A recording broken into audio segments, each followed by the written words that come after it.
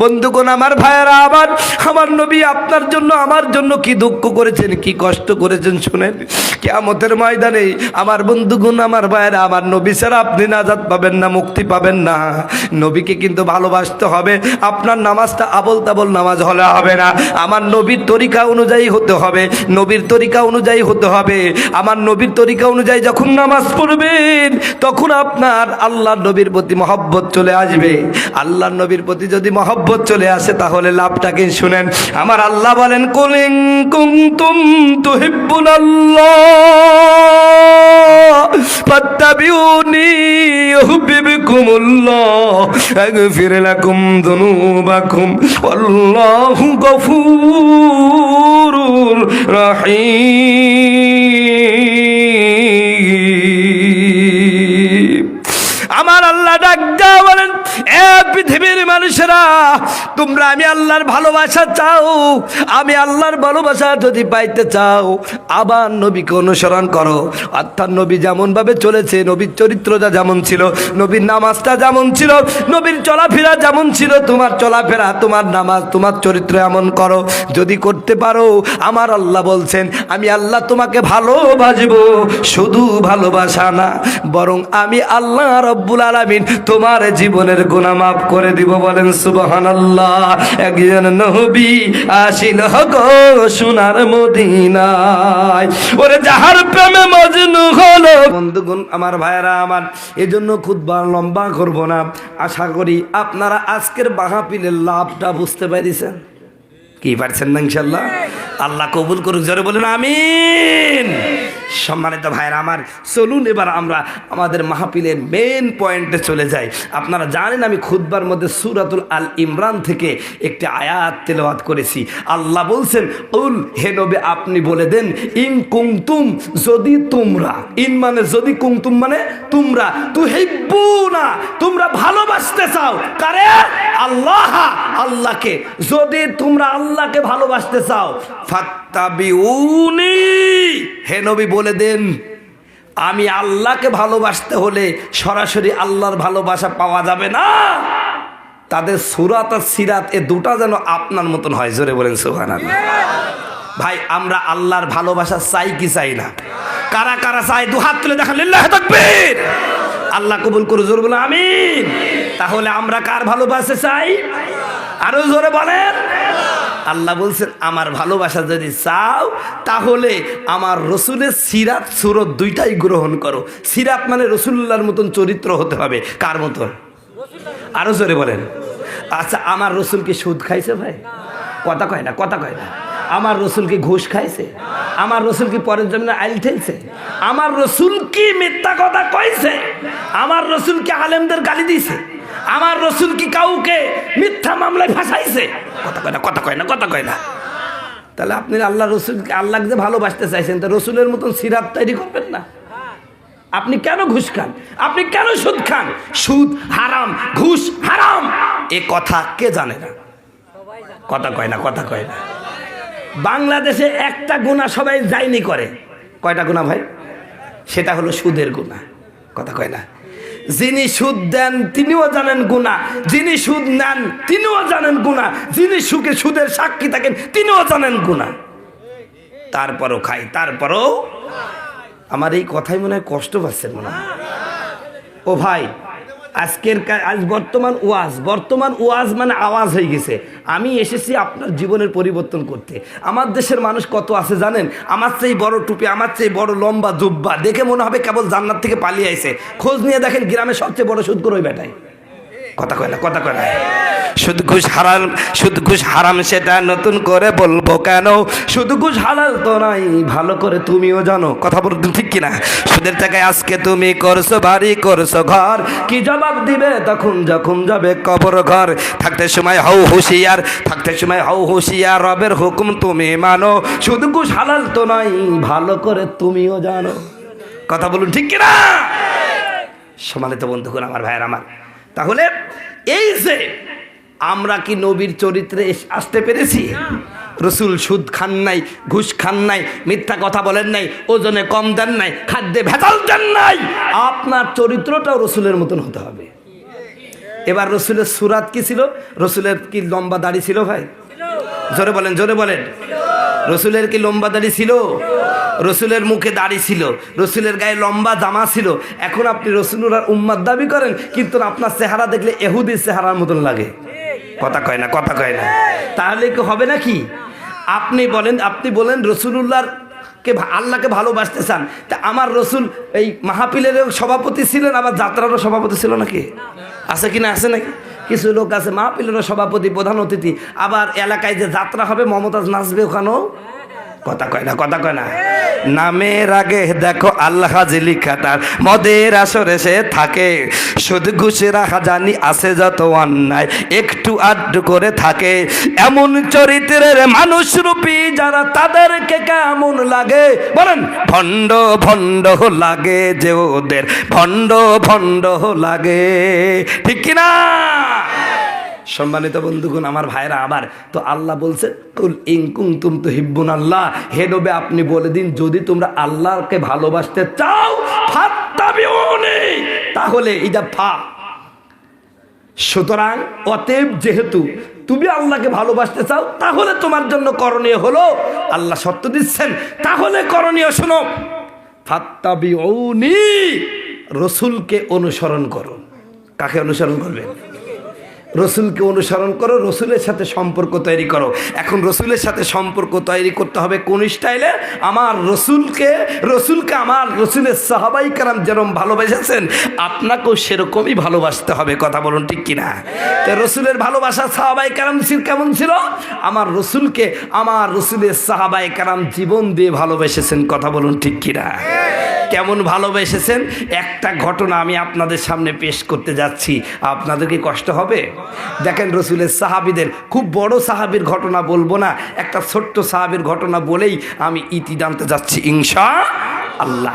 নবীজি একদিন মসজিদে নববীতে বক্তৃতা করছেন, এমতো অবস্থায় রসুলের সাহাবীদের মধ্যে একজন সাহাবী নাম হযরত বাররা, তিনি তার সন্তান মাত্র 14 বছর বয়স। কত বছর ভাই? 14 বছরের বয়স।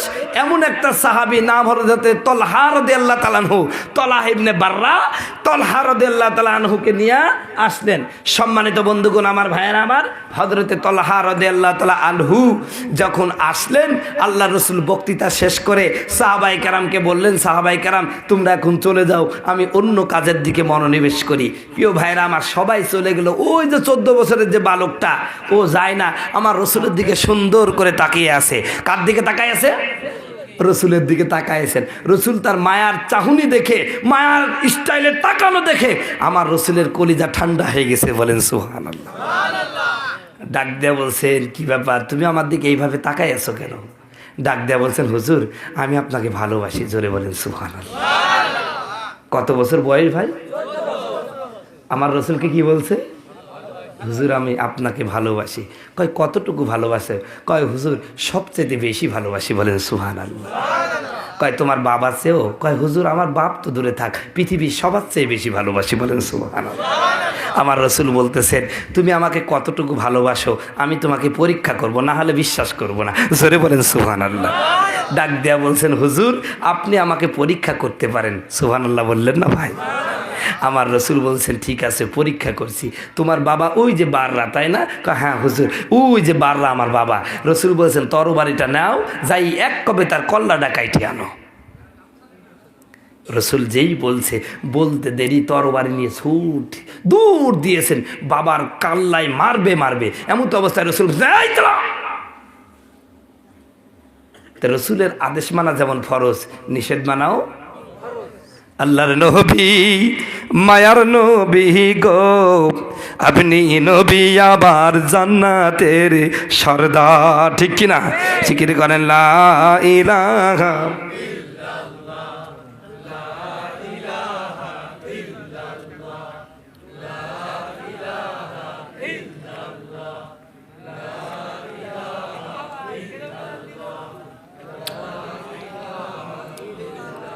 লা ইলাহা ইল্লা ইল্লাল্লাহু মুহাম্মাদুর রাসূলুল্লাহ। আমার নবী ডাক দিয়ে বলছেন, এই দাঁড়িয়ে যা, দাঁড়িয়ে যা। আমার নবীর আওয়াজ যখন ওই সাহাবীর কন্যা ঘরে পৌঁছায় গেল, ছোট্ট তালহা আর এক মুহূর্ত সামনের দিকে আগালেন না, ওখানে দাঁড়িয়ে গেলেন। নবীজি বলছেন, তালহা আমার কাছে চলে আসো, আমার কাছে চলে আসলো। আমার নবী হযরতে তালহাকে বুকের মধ্যে জড়ায় ধরে ডাক দেয়া বলেন, তালহা এই পৃথিবীতে সন্তান দিয়ে বাবাকে হতে আসি নাই, প্রত্যেকটা সন্তান তার বাবার জন্য জীবন দেবে। সরে বলেন সুবহানাল্লাহ। ছেলেটা বাড়িতে চলে গেল। কিছুদিন হলো নবীজির দরবারে আর আসতেছে না। আমার নবী হযরতে বাররাকে বলছেন, বাবা তোমার সন্তানটা তো আসে না, ছেলেটা আমাকে বড় ভালোবাসে। জোরে বলেন সুবহানাল্লাহ। হযরতে বাররা দু চোখের পানি ছেড়ে দিয়ে কাঁদতেছেন। নবী রাসূলুল্লাহ সাল্লাল্লাহু আলাইহি ওয়াসাল্লাম বলছেন, বাররা তোমার চোখে পানি আসলো কেন? সন্তানের কথা জিজ্ঞাসা করলাম। বলছে, হুজুর আপনার দরবার থেকে যাওয়ার পরে ছেলেটা অসুস্থ হয়ে গেছে, আর 7 দিন হলো কথাও বলতে পারে না, বিছানায় পড়ে আছে। আমার নবীর কলিজায় আটকে উঠলো, এত বড় অসুস্থ আমারে বলো নাই? সাহাবীদেরকে বললেন, আবু বকর, ওমর, চলো আমার একজন আশিক দেখে আসি। জোরে বলেন সুবহানাল্লাহ। নবীজি মুহাম্মদ সাল্লাল্লাহু আলাইহি সাল্লাম হযরত তালহার বাড়িতে চলে গেলেন, তাই সালাম দিয়েছেন, আসসালামু আলাইকুম আহলাল বাইত। জোরে বলেন সুবহানাল্লাহ। নবীজির সালামে শোনার সাথে সাথে ছেলেটার অন্তরে একটা শক্তি হয়ে উঠে গেছেন ডাইরেক্ট। জোরে বলেন সুবহানাল্লাহ। কিন্তু বসতে পারলেন না, আবার শুয়ে পড়লেন। আমার রসুল সাহাবীটার একদম মাথার কাছে গিয়া আমার নবীজির সুন্দর হাত দিয়া তার মাথাটা ধুলে দিলেন, চুলগুলো নেড়ে দিলেন। কি আরাম, কি শান্তি, আহা! কিন্তু চোখের কোনা দিয়ে পানি পড়তেছেন।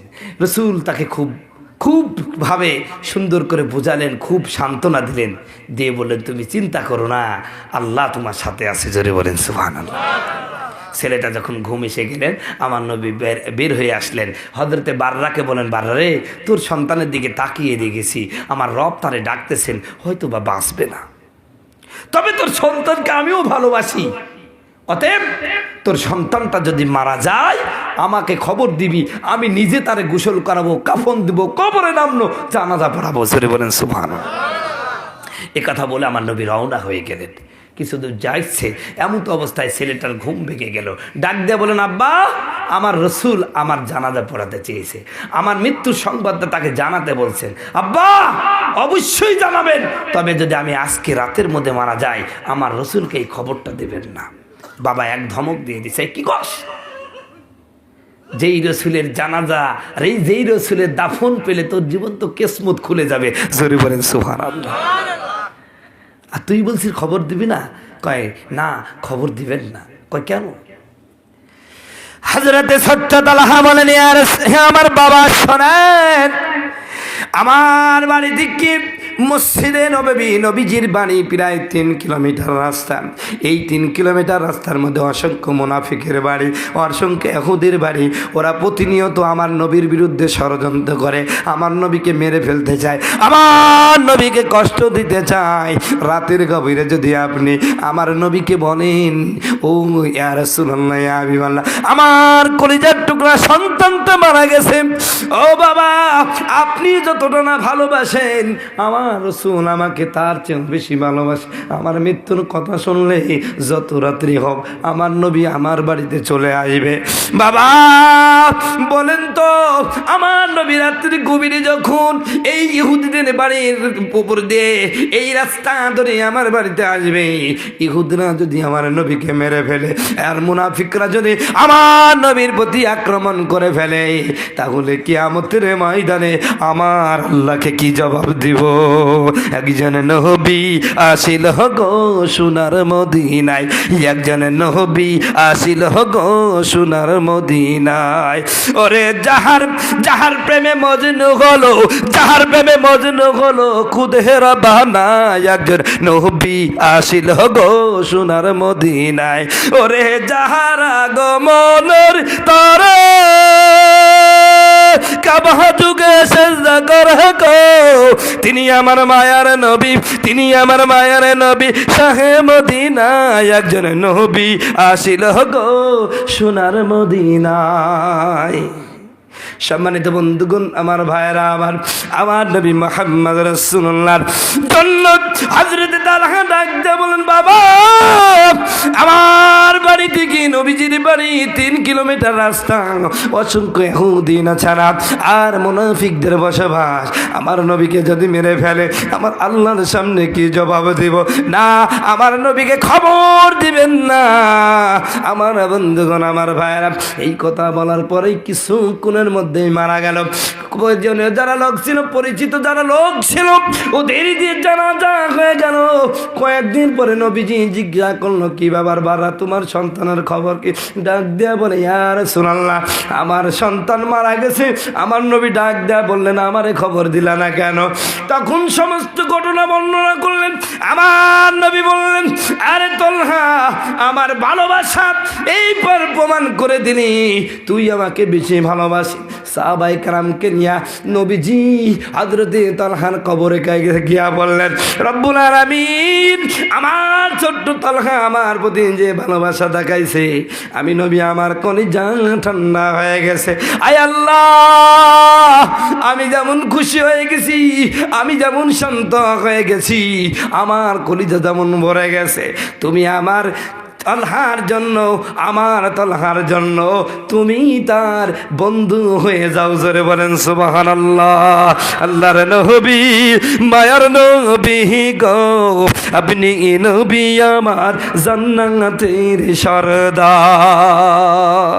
সম্মানিত বন্ধুগণ, আমার ভাইরা আমার, এবার আল্লাহ রাব্বুল আলামিন তাই বলছেন, ও আমার বান্দারা, এ পৃথিবীর মানুষেরা শোনো, কুল ইন কুনতুম তুহিব্বুনাল্লাহ ফাত্তাবিউনি ইউহিব্বুকুমুল্লাহ।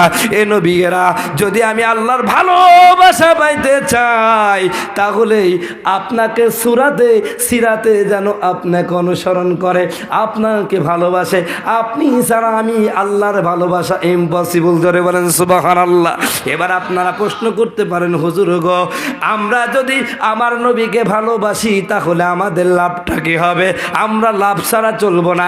আমি প্রথমেই বলেছি, আপনারা মাহফিলে এসেছেন তাও লাভ আছে, নবীকে ভালোবাসবেন তারও লাভ আছে। কথা বলুন ঠিক কিনা? এবার আল্লাহ বলছেন, শোনো, আমার নবী আপনার উম্মতদেরকে বলে দেন, পৃথিবীর সমস্ত মানুষদেরকে জানায় দেন, আপনাকে যদি অনুসরণ করে, আপনাকে যদি ভালোবাসে, আপনাকে যদি খুশি করতে পারে, আল্লাহ বলছেন ইউহিব্বুকুমুল্লাহ, তবেই আমি তারে ভালোবাসবো। বলেন সুবহানাল্লাহ।